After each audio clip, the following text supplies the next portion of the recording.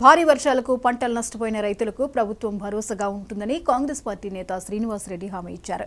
బేలాం మండలం మాంగ్రోడ్ గ్రామంలో దెబ్బతిన్న పంట పొలాలను రోడ్లను పరిశీలించారు.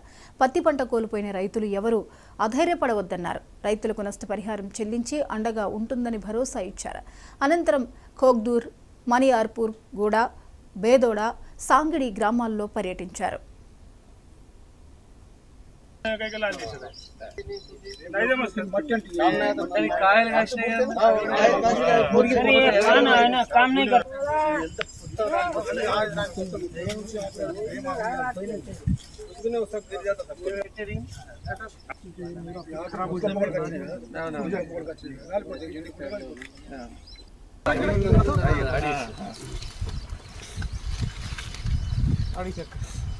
तो गरीबी लगे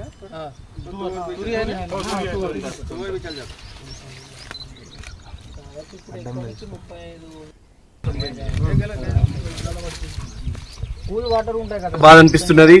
ఇక్కడ దాదాపు 300 ఎకరాలలో మాంగ్రోడ్ గ్రామంలో దాదాపు పంట నష్టం జరిగింది. పత్తి మీరు చూస్తే మొత్తం పూతంతా రాలిపోయింది. ఇంకొక నెల రోజుల నుంచి 45 రోజులలో మొత్తం పంట చేతికి వచ్చేది, పంట చేతికి రాకుండా పోయింది. చాలా బాధగా ఉన్నది రైతుల్ని కలుస్తూ ఉంటే.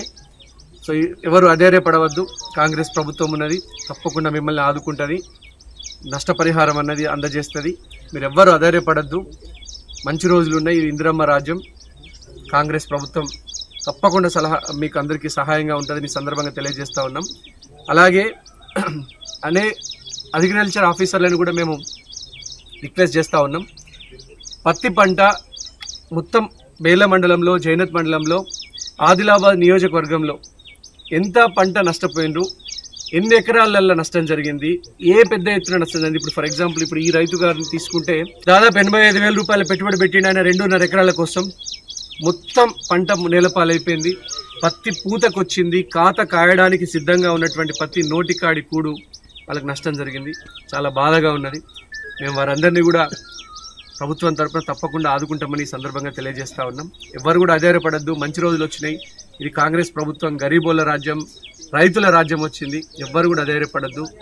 అందరికీ ధైర్యం చెప్పడానికి మన ముఖ్యమంత్రి రేవంత్ రెడ్డి గారి నుంచి రాహుల్ గాంధీ గారు కూడా ఈరోజు నా పూర్తి ఆలోచనలన్నీ తెలంగాణ ప్రజలతో ఉన్నాయి. తెలంగాణ ప్రజలు, రైతులు ఎవ్వరు కూడా అధైర్యపడద్దు.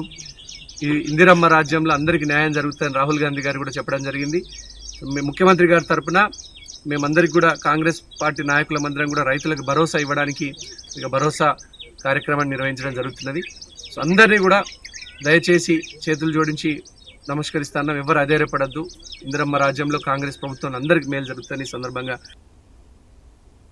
ఈ లారీలు చూస్తే మీరే నోరెళ్లబెడతారు.